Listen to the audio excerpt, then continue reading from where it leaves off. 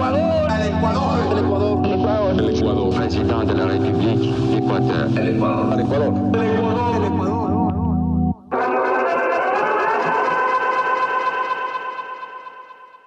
Buenos días. Buenas tardes. O buenas noches. Depende mucho del uso horario en el que nos estés escuchando. Bienvenidos a La Historia con Wi-Fi, un podcast de historia en tiempos de redes sociales. Mi nombre es Johnny Manrique. Mi nombre es Leonardo Waldo. Y ninguno de los dos es historiador, pero recordamos la historia de una manera algo diferente a la que aprendimos alguna vez en el colegio. Leonardo, ¿de qué vamos a hablar el día de hoy?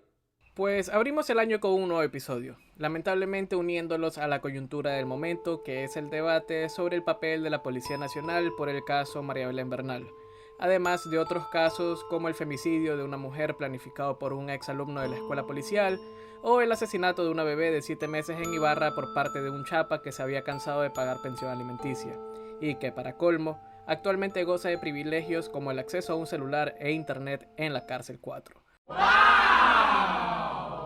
Estos casos de asesinatos y abusos de poder, de encubrimiento y de complicidad, sin llegar al caso doloroso de la desaparición de los hermanos Restrepo. Coincidencia también que este episodio se graba en días cercanos a un nuevo aniversario de su desaparición. Los hermanos Restrepo, uno de los episodios que quizás no ha tenido el cierre definitivo. Imagínate, han pasado diferentes gobiernos, Fabián Alarcón, Rafael Correa, e incluso el mismo Febres Cordero y Rodrigo Borja. Y todos tenemos exactamente la misma pregunta. ¿Qué pasó y dónde están los cuerpos de los chicos? Y bueno, sin más preámbulo, para hablar de este muy doloroso caso, vamos a comenzar con qué sucedió, cuándo sucedió y cuáles son las pistas que podrían llevarnos a una respuesta sobre el paradero de los Restrepo. 8 de enero del año 1988. Los hermanos Restrepo, ecuatorianos de padres colombianos, salen de su casa ubicada en la urbanización Miravalle en Quito. Carlos Santiago, con 17 años, conduciría el trooper de su papá para recoger a un amigo y dejarlo en el aeropuerto. Pedro Andrés, de 14 años, iba como copiloto. Espérate, 17 años y 14 años. 1988 manejando un trooper. Leonardo, ¿a qué edad tú puedes manejar? Legalmente desde los 18 años y con una licencia para conducir. Sin embargo, creo que algún familiar, algún tío nos habrá contado que aprendieron a manejar porque los papás le enseñaron, el papá le enseñó y no tenían esta obligación de usar licencia, pero corrían el riesgo de poder ser detenidos por el tema de que, bueno, son menores de edad y a cargo de un vehículo. Y el trooper es de esos carros emblemáticos que fácilmente logras identificar. No sé si en 1988 estaba catalogado como un automóvil de una adquisición y un valor alto o mediano, pero era un trooper. Mejor que el maquinón de Karol G y la jipeta de Anuel. Y bueno, un trooper no es que era un vehículo de clase alta, pero obviamente tampoco se lo podía costear una clase baja. Y es exactamente lo que tenemos que hablar de los Restrepo. Vivían en una urbanización privada, Miravalle. Eran acomodados económicamente sin tener mayores lujos, pero tenían una vida tranquila. Y más bien, cuando sucede esto de la desaparición de los hermanos, el 8 de enero, los papás se encontraban de viaje, pero no es que estaban en Punta Cana, no es que estaban en Cancún. Se habían ido a Bahía de Caracas, en Manabí. Ya, pero regresemos a la historia. Estos dos hermanos salen de sus casas camino al aeropuerto a recoger a un amigo. ¿Qué pasa después? Pues la verdad, ninguno se imaginaría que ese era el último rastro que iban a dejar. Nunca regresaron al hogar, nunca llegaron a la casa del amigo para ir a dejarlo al aeropuerto. ¿Qué sucedió en el trayecto entre su domicilio y la de su amigo para que no llegaran nunca? Y aquí es donde debemos dar una respuesta y son los Escuadrones de la Muerte o SIG-10. Escuadrones de la Muerte. Oye, el único escuadrón que yo conozco es...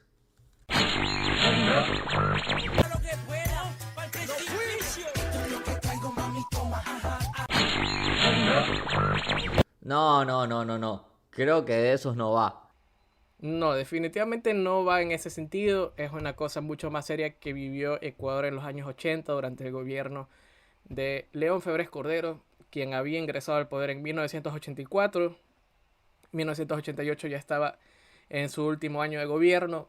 Para enterarte un poco más sobre cómo él llega al poder, puedes escuchar el episodio número 4 del debate entre Rodrigo Borja y León Febres Cordero.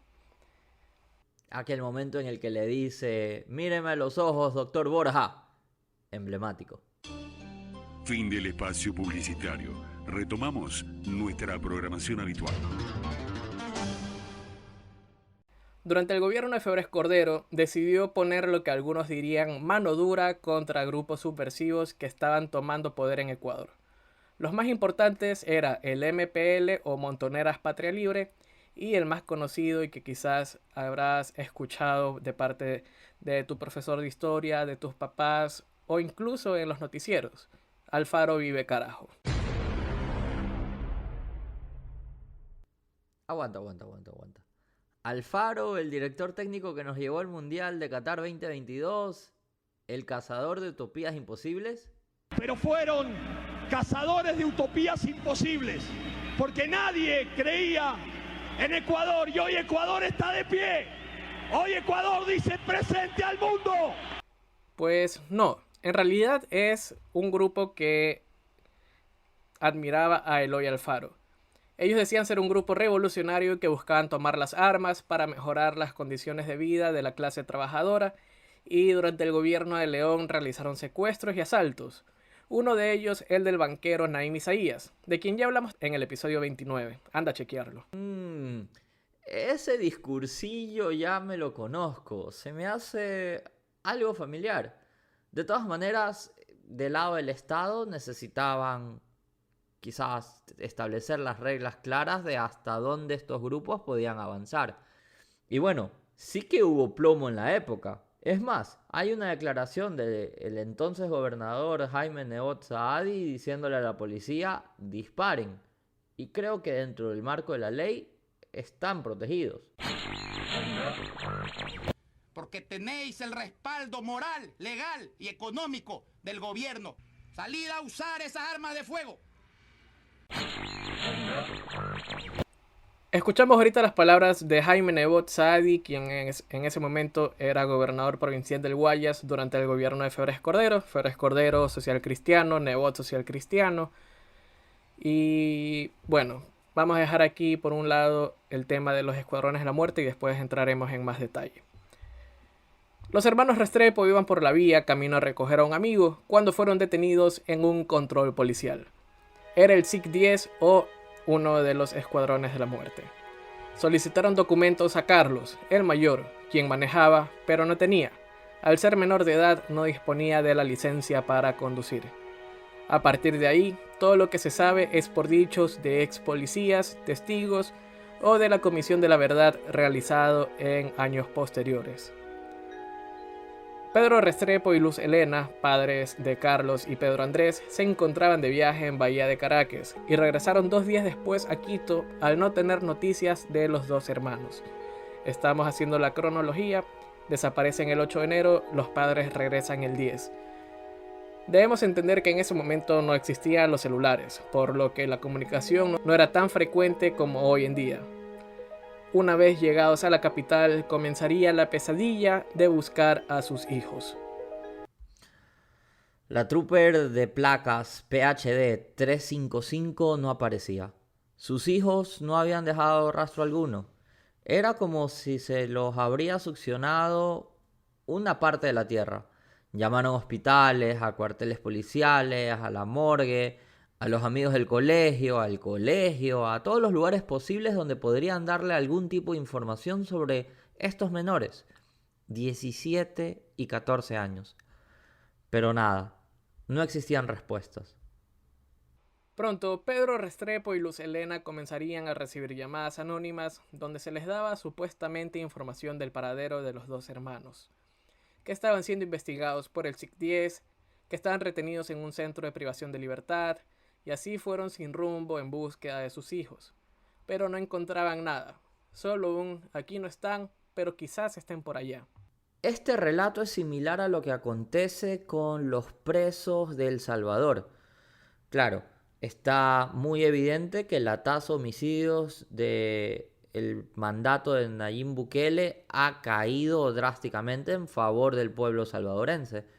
Pero existen muchas retenciones no clarificadas. Una madre, una madrina, la cual tiene familiares angustiados buscando respuesta y reciben el mismo discurso. Aquí no están. Quizás está en otro centro de retención. Y así sigues sin tener una claridad absoluta de si está vivo o no está vivo tu conocido. Y esta situación es muy similar, guardando las distancias, con lo que vivieron las víctimas del Holocausto, que escapaban de campos de concentración y mediante escritos dentro de una pared, dejando notas con sus nombres, diciendo me fui a tal lugar o estoy vivo, encontrémonos acá, fue lo que sucedía para que futuras generaciones lograran unirse años después. Y esa misma incertidumbre también lo vivieron los sobrevivientes o quienes terminaron falleciendo años más adelante en el ataque terrorista de las Torres Gemelas. ¡Wow!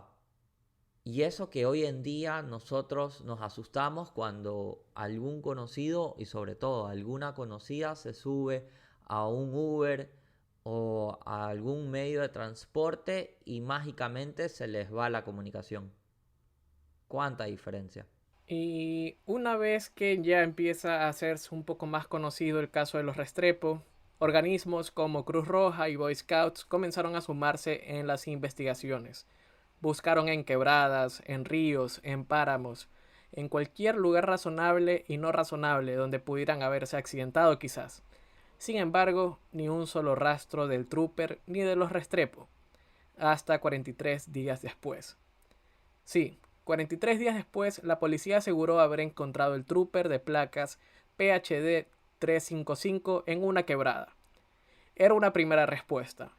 Ahora había que buscar a los hermanos en las zonas cercanas. Se buscó en los alrededores de la quebrada, se buscó en la desembocadura del río, pero ni rastro. Comenzaron nuevamente las sospechas y las pericias realizadas dieron una respuesta. El trooper fue colocado ahí por la propia policía. Espérate, lo que me quieres decir es que la policía estaba plantando evidencia. Algo similar a lo que se rumora que sucedió con el caso de María Belén Bernal y el hallazgo sorpresivo dentro de un bosque el cual ya había sido rastreado previamente. Correcto, y no era simplemente sospecha, sino que habían elementos que no concordaban con la versión de la Policía Nacional. Primero, el motor del vehículo no estaba en el chasis. El switch del carro estaba apagado. Se encontraron zapatos que pertenecían a los Restrepo, pero no tenían signos de suciedad, de humedad o de lodo. Es decir, para haber tenido 43 días en la zona, estaban impecables. Algo raro considerando que el trooper, según la policía, llevaba 43 días en esa quebrada.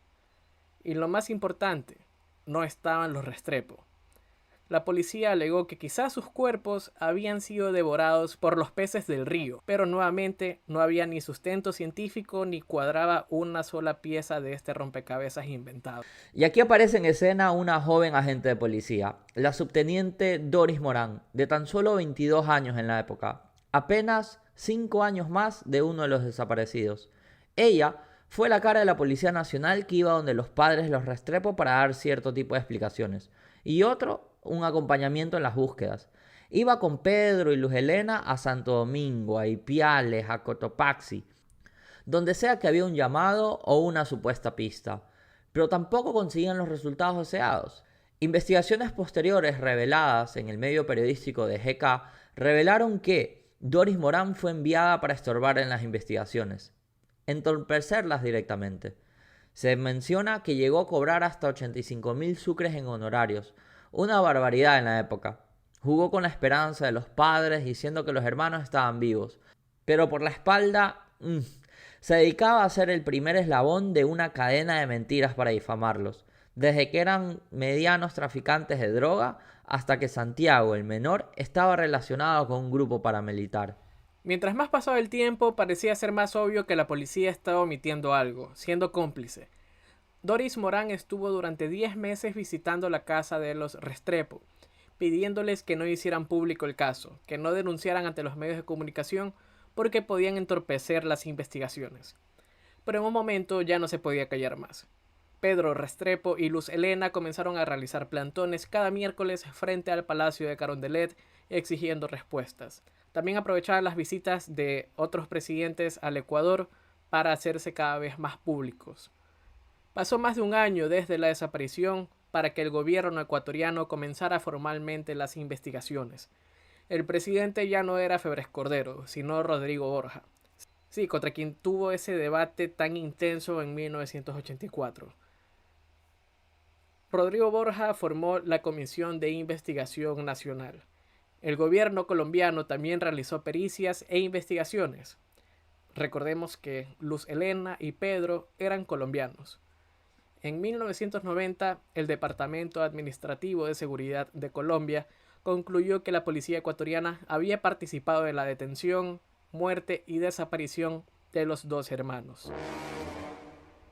En ese momento, Rodrigo Borja decretó la formación de una comisión internacional para investigar la desaparición. La comisión estuvo conformada por un experto en desapariciones de la Organización de Naciones Unidas, un miembro de la Comisión Andina de Juristas, Guillermo Arizmendi, tío de ambos jóvenes, Juan de Dios Parra, presidente de la Asociación Latinoamericana de Derechos Humanos, un miembro de la Conferencia Episcopal Ecuatoriana y Gustavo Medina, procurador general del Estado ecuatoriano en esa época. En esa investigación, Hugo España, ex agente de la policía, dijo que el 8 de enero de 1988 estuvo de guardia en el Servicio de Investigación Criminal y que el sargento Guillermo Llerena llevó a 2 menores de edad y le pidió que los ponga en celdas separadas. España dijo que Llerena se llevó al mayor de los 2 jóvenes y luego regresó cargándolo en hombros. Además, dijo que el sargento Llerena y el agente Camilo Vadillo se llevaron a los 2 hermanos sin informar a dónde. España hizo un parte policial para informar lo que había pasado, pero el coronel Trajano Barrionuevo le había recriminado y pedido que se ponga a las órdenes de Llerena. El 12 de enero del 88, España, Llerena y el agente Camilo Vadillo se habían llevado 3 bolsas de plástico hacia la laguna de Yambo. España declaró que se dio cuenta que las bolsas tenían restos humanos. Las bolsas fueron arrojadas a la laguna, dijo. Espérate. Bolsas con restos humanos. Estamos hablando que la policía estaba encubriendo un crimen. Ellos no son los responsables en cuidarnos o cuidar a los jóvenes y ciudadanos en aquel momento. En teoría sí, pero nos damos cuenta de que en este caso hubo muchas omisiones, hubo muchos abusos de derechos humanos y finalmente existe este misterio hasta el día de hoy de dónde están los hermanos Restrepo. El caso de la desaparición se presentó el 6 de agosto de 1997, es decir, 9 años después de que los hermanos Restrepo tomaran un rumbo desconocido, por así decirlo, sabiendo que no fue decisión propia de ellos, en la que en una solución amistosa el Estado ecuatoriano aceptó la culpabilidad de los hechos y asumió la obligación de cumplir las medidas reparatorias. En esa solución amistosa, emitida el 5 de octubre del 2000, se comprometió a hacer una nueva búsqueda de los cuerpos de los hermanos. Nuevamente, no hubo resultados positivos. Creo que es un buen momento para aclarar este cuestionamiento que existe alrededor de una compensación. Una compensación que va luego de un notable perjuicio. ¿Ustedes creen que los hermanos Restrepo valen $2 millones? Pues para los papás, $2 millones se queda muy corto. Y si le das a escoger a cualquier persona que ha tenido algún caso similar, la elección entre dinero y la vida de su ser querido, definitivamente sabemos cuál va a ser la respuesta. Aunque hoy en día este factor de compensación sea altamente criticado, es lo menos que el Estado ecuatoriano o cualquier Estado pueda hacer ante la notable omisión y muchas veces participación en un daño irreparable para muchas familias. Y aquí es donde comenzamos a dar detalles de lo que reveló Hugo España respecto a qué se realizaba dentro de los calabozos del SIC-10. Carlos Restrepo habría fallecido luego de una serie de torturas, cortes y asfixia, luego de que le colocaran una bolsa con gas lacrimógeno en la cabeza mientras era golpeado en el estómago, provocando que tuviera que inhalar más gas. Sí, murió asfixiado. Su hermano mayor, Pedro Andrés, habría sido asesinado también para no dejar testigos que pudieran relatar lo vivido al interior de esas celdas. Sus cuerpos fueron lanzados en la laguna de Yambo en Cotopaxi. Múltiples búsquedas con equipos profesionales se han realizado sin arrojar resultados exitosos. Y aquí es donde debemos hablar sobre la Comisión de la Verdad que creó el expresidente Rafael Correa Delgado en el año 2007 respecto a la labor del SIC-10.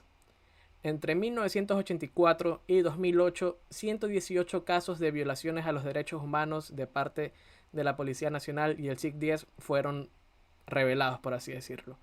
Las víctimas de dichos casos, varios de ellos partes de colectivos LGBTI, sumaron un total de 456 personas. Los casos por desaparición forzada ascendieron a 17. Mucha de esta gente torturada era inocente. Según el propio Hugo España, el 95% de los detenidos y torturados eran inocentes, pero ellos debían cumplir con cuotas para comunicar a los medios de comunicación sobre los, entre comillas, resultados positivos de la gestión del gobierno en su lucha contra la delincuencia, las bandas delictivas, etcétera, etcétera, etcétera. Oye, y eso también te hace pensar, ¿cuántas personas que son detenidas realmente son culpables? ¿Existe esta presunción de inocencia hasta que se demuestre lo contrario? O más bien, imagínate si eres parte de estos grupos de minoría, o que está en contra del gobierno, o eres una figura influyente. No lo sé. Como pasaba en los gobiernos del Plan Cóndor. Que sí, te dejamos ese episodio para que lo escuches más adelante. Y así son ya 35 años desde la desaparición forzosa de los hermanos Restrepo. Carlos Santiago y Pedro Andrés nunca pudieron volver a casa. Nunca pudieron abrazar a sus padres. Su mamá, Luz Helena, falleció en 1994 en un accidente de tránsito mientras iba hacia Yambo para buscar nuevamente a sus hijos. El papá de los hermanos, Pedro, sigue buscando explicaciones mientras recibe insultos a diario de parte de quienes le preguntan ¿y por qué sigues buscando? Si ya recibiste 2 millones, ya ¿qué más quieres? ¿Quieres más dinero? Y hoy en día vemos la pérdida de humanidad en personas que por A o B motivo están buscando a sus familiares y reciben toda la presión mediática de grupos, de troll centers, como está pasando con la mamá de María Belén Bernal, con Elizabeth Otavalo, por hacer pública su lucha ante un nuevo caso de complicidad y asesinato en manos de la Policía Nacional. Por eso, cuando escuches la frase «estás más perdido que los Restrepo», no sientas que es un grupo de personas que están buscando direcciones, sino que han sido 2 jóvenes de 14 y 17 años sucesivamente que no fueron hallados nunca por sus familiares, que aún tanto papá como hermana guardan la esperanza de volver a encontrarse, que hoy en día tendrían más de 50 años y procuran, al menos, cerrar un episodio, cerrar una herida y, quién sabe, encontrarse en el más allá. En el año 2011, la hermana de Carlos Santiago y Pedro Andrés, María Fernanda, sacó su documental llamado Con mi corazón en Yambo, en el que escribe la lucha y la búsqueda incesante que han realizado para saber qué sucedió con sus hermanos, con los hijos de Pedro, saber qué sucedió ese 8 de enero y en los días posteriores y por qué 35 años después seguimos buscando respuestas. Las fuentes consultadas para este episodio son varias, entre ellos la Comisión de la Verdad, la investigación de la CIDH en el año 2000, recortes de periódicos como El Universo, Expreso, El Comercio, El Tiempo de Colombia, entre otros. Y existe también la participación de muchos actores políticos respecto a este caso. Te vamos a dejar ciertos extractos para que tú saques tus propias conclusiones.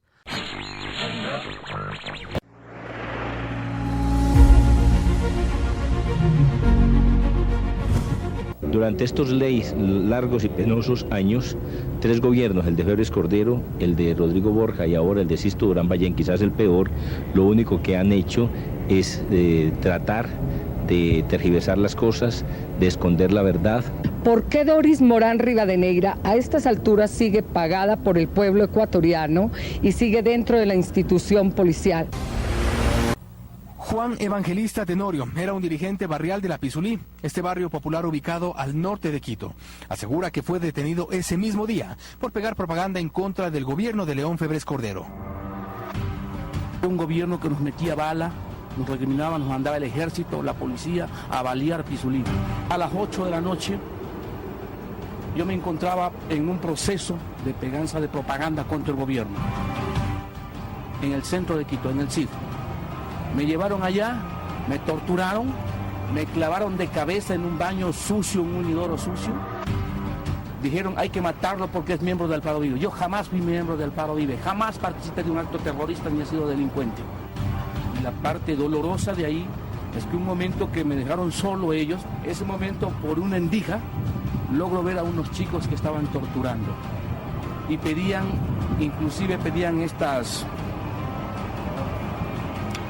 aparatos de soldar, las soldadoras, para aplicarles electricidad. Fue días después que vi en televisión la desaparición de los hermanos Restrepo, que eran los chicos Restrepos. Mañana se cumple un aniversario triste, trágico, vergonzoso para el país. Un año más, 8 de enero, nunca me olvido de esa fecha. 8 de enero, desaparición de los hermanos Restrepo, Santiago y Andrés. Yo quería ratificar, no me gusta referirme mucho a este tema, peor en estos enlaces, porque no faltaron los malquerientes que dijeron que queríamos politizar este caso. Los hermanos Restrepo es una de las tarjetas que podrás encontrar en el juego de mesa La Historia con Wi-Fi en cartas, que está disponible en 8 puntos de venta a nivel nacional. 8 puntos de venta, entre los cuales está La Madriguera, Pop-Up Café, Nevsky, Jaque Latte, Tiempo de Juegos, Vitrina 593 y Party Fiesta en Machala. Si te gustó este episodio, no olvides calificarnos con 5 estrellas, o mucho mejor que esa aplicación de delivery que te llegó la comida incompleta. Mi nombre es Johnny Manrique. Mi nombre es Leonardo Waldo. Y nos encontramos en otro Remember histórico con la misma misión patriótica de hacer una sociedad mejor. Porque Ecuador al final del día es la tierra donde nacimos y es la tierra que queremos ver surgir. Ecuador, el Ecuador, el Ecuador, el Ecuador, Président de la République d'Équateur. el Ecuador, el Ecuador.